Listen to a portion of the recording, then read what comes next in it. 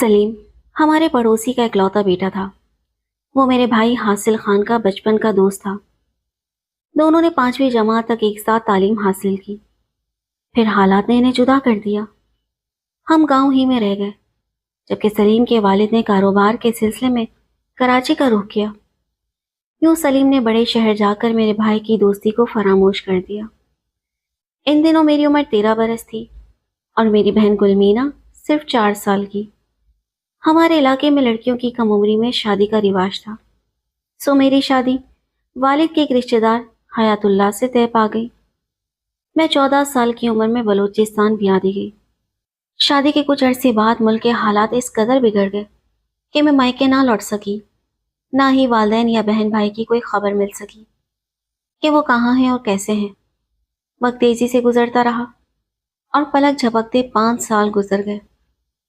एक बार हमारे वतन आने वाले एक शख्स के जरिए मेरे भाई हासिल खान ने पैगाम भेजा कि किसी भी सूरत पेशावर आने की कोशिश करो, क्योंकि वालदा शदीद बीमार है और तुमसे मिलना चाहती हैं। मैंने शौहर से इसरार किया कि मुझे पेशावर ले चलो। माँ से मिलना ज़रूरी है, जिंदगी का कुछ भरोसा नहीं। हालात साजगार ना थे, मगर हम बड़ी मुश्किल से कोयटा आए और वहां से पेशावर का सफ़र किया। वालदा वाकई बहुत बीमार थी। 5 बरस बाद जब मैं उनसे मिली तो वो महज हड्डियों का ढांचा बनी हुई थी।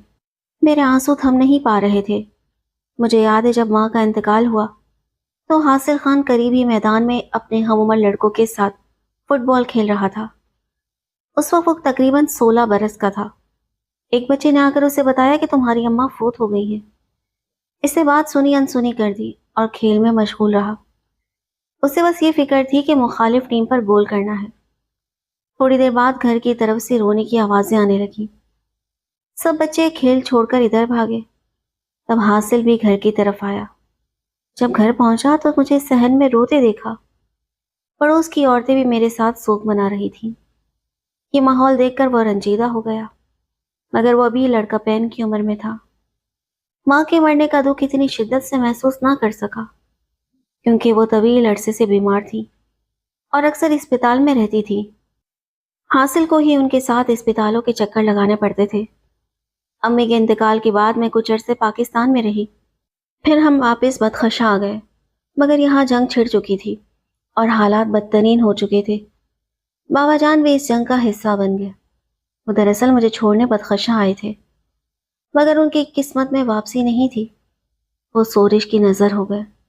रवानगी से पहले वो पड़ोसियों से कह गए थे कि मेरे बच्चों का ख्याल रखना, क्योंकि यहाँ मेरा कोई रिश्तेदार नहीं। चंद रोज तो लोगों ने हाल अहवाल लिया, फिर सब अपने अपने कामों में मसरूफ हो गए। वक्त गुजरता गया और हासिल खान और गुलमीना बाबा की वापसी की राह तकते रहे, मगर वो ना लौटे। ना ही कोई खत या इतला मिली। गुजर बसर मुश्किल हो गई। एक दिन गुलमीना ने भाई से कहा कि लाला हासिल, तुम घर के बाहर एक छोटा सा खोखा लगा लो। अगर बच्चों के लिए मीठी गोलियां या अंडे बेचोगे तो कुछ ना कुछ मुनाफा जरूर होगा। कम से कम एक वक्त का खाना तो मिल जाएगा। हासिल ने ऐसा ही किया।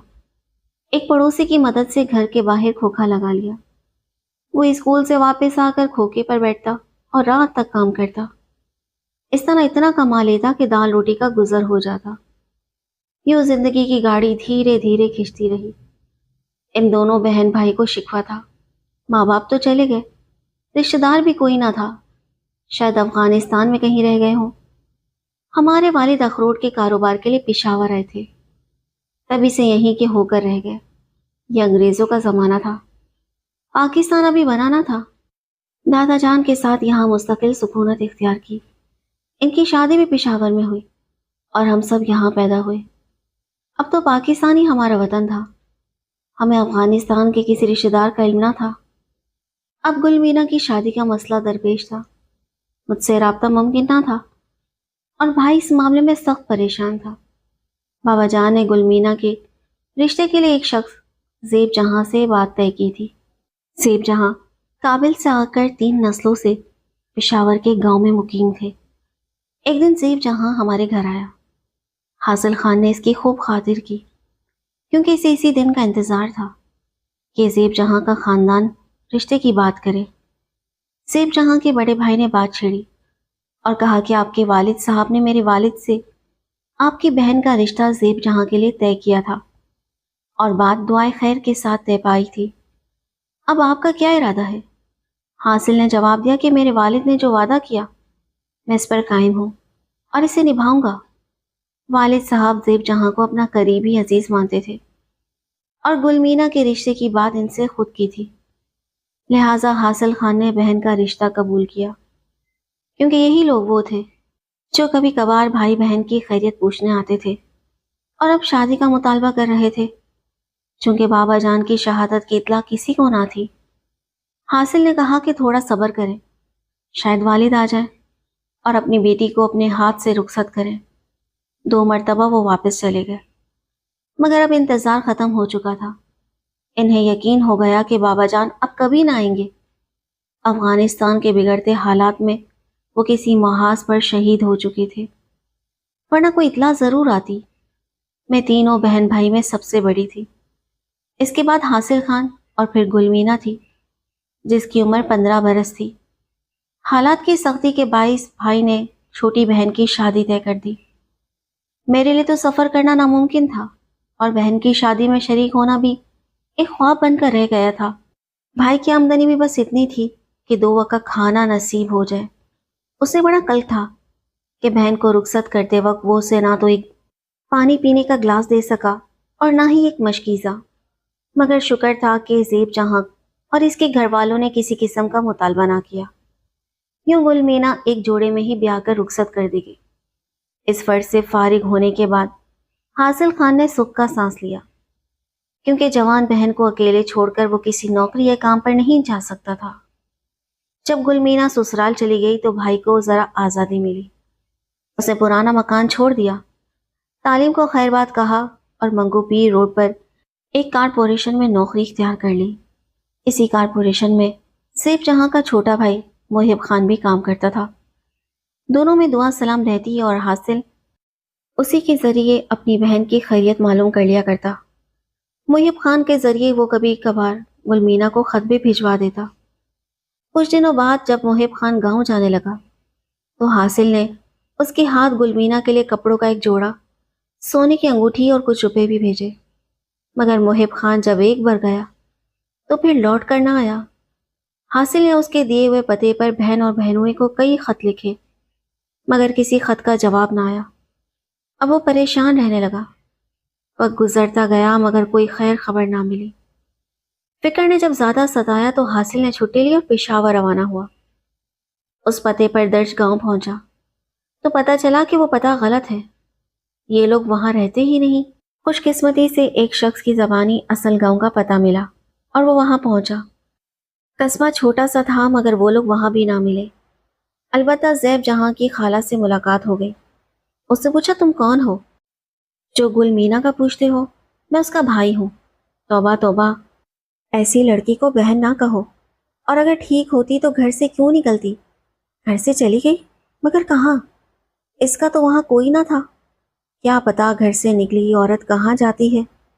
آخر ہوا کیا کہ وہ گھر سے نکلی، بس ایک روز کھانا ٹھیک نہ بنایا، شوہر برہم ہو گیا، اس سے میں ہاتھ اٹھا دیا۔ یہ ڈر کے مارے بھاگ کر محلے میں زیب جہاں کے ایک رشتہ دار کے گھر جا بیٹھی، سمجھی کہ شوہر لینے آئے گا، مگر وہ بھی مرد ذات اس سے میں آ کر پیچھے نہ گیا۔ دن گزرتے گئے، گلمینا خود بھی گھر نہ لوٹی۔ جس کے گھر پناہ لی تھی وہ رشتہ دار زیب جہاں کو سمجھانے گئے کہ غصہ ختم کرو، تمہاری بیوی ہے، آ کر لے جاؤ، کب تک ہم اسے اپنے گھر رکھیں گے؟ مگر زیب جہاں کا کہنا تھا کہ وہ دوپہر کو گھر سے نکلی، اگر شام تک لوٹ آتی تو میں معاف کر دیتا، مگر وہ تو رات بھر اور کئی دن باہر رہی، اب وہ اس گھر میں واپس رکھنے کے قابل نہیں رہی، اگر آئی تو بیچ دوں گا اور اس رقم سے نیک چلن عورت بیاہ لاؤں گا۔ سمجھانے والے ناکام لوٹے۔ سسرال والوں نے بھی کہا کہ ہم اسے زیادہ دیر نہیں رکھ سکتے، اپنے میکے چلی جائے، یہ تو تنازع ہے، شوہر بدچلن کہہ کر چھوڑ گیا ہے، دراصل وہی تمہارے اپنے لوگ ہیں، ہم تو نہیں کہ ان سے دشمنی مول لیں۔ یہ تلخ باتیں سن کر گلمینا وہاں سے بھی چلی گئی۔ کہاں گئی کسی کو علم نہ تھا، بستی والوں کے لیے بھی وہ گمشدہ ہو چکی تھی۔ بڑھیا کی زبانی یہ سب سن کر حاصل خان دل بوجھل کیے واپس لوٹ آیا۔ نہ گل مینا ملی، نہ زیب جہاں کا کوئی سرا ملا۔ چھٹی ختم ہو گئی اور وہ بے مراد بے چین خالی ہاتھ نوکری پر واپس چلا گیا۔ وہ خود کو بدقسمت سمجھنے لگا۔ نہ باپ کی خبر ملی، نہ ماں زندہ رہی۔ ایک بہن سورش میں پھنسی ہوئی تھی آنے سے قاصر، اور دوسری کھو گئی تھی۔ وہ خود کمزور اور عمر میں چھوٹا تھا، کچھ نہ کر سکتا تھا۔ زندگی کی کشتی مصیبتوں کے بھنور میں ڈول رہی تھی۔ وہ دن رات اندر سے گھلتا گیا۔ گمشدہ بہن کا غم اس کے سینے کو دیمک کی طرح چاٹنے لگا۔ اس نے دل میں ٹھان لیا کہ وہ زیب جہاں سے اپنی بہن کا بدلہ ضرور لے گا، مگر پہلے اسے بہن کو تلاش کرنا تھا۔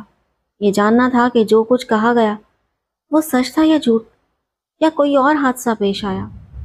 اس کے دل میں ایک ہی سوال تھا، آخر گلمینا نے میری بہن ہو کر شوہر کے گھر سے باہر قدم رکھا ہی کیوں؟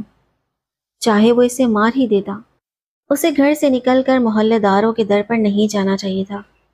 بظاہر زیب جہاں ایسا بے رحم انسان نہ لگتا، وہ تو بڑی چاہ سے بیاہ کر لایا تھا، مگر گلمینا بھی ایسی نہ تھی۔ آخر وہ اس کی بہن تھی، تو پھر غلط کون تھا؟ دن گزرتے گئے، وہ روزی روٹی میں لگا رہا، مگر دل کا غم اندر ہی سے کھاتا رہا، جیسے ٹی بی کا مرض ہو۔ پھر ایک دن کارخانے میں اچانک اس کی ملاقات اپنے بچپن کے دوست سلیم سے ہو گئی۔ دونوں مل کر بہت خوش ہوئے۔ پرانے دوست کا ملنا کسی نعمت غیر مترقبہ سے کم نہ تھا۔ سلیم وہی پرانا سلیم تھا، بس ایک بات بدلی تھی، شام ڈھلے وہ کہیں چلا جاتا تھا۔ اچھی خاصی تنخواہ لیتا، مگر 15 دن میں بٹوا خالی ہو جاتا۔ ابھی شادی بھی نہ ہوئی تھی، مگر کمائی جانے کہاں جاتی تھی۔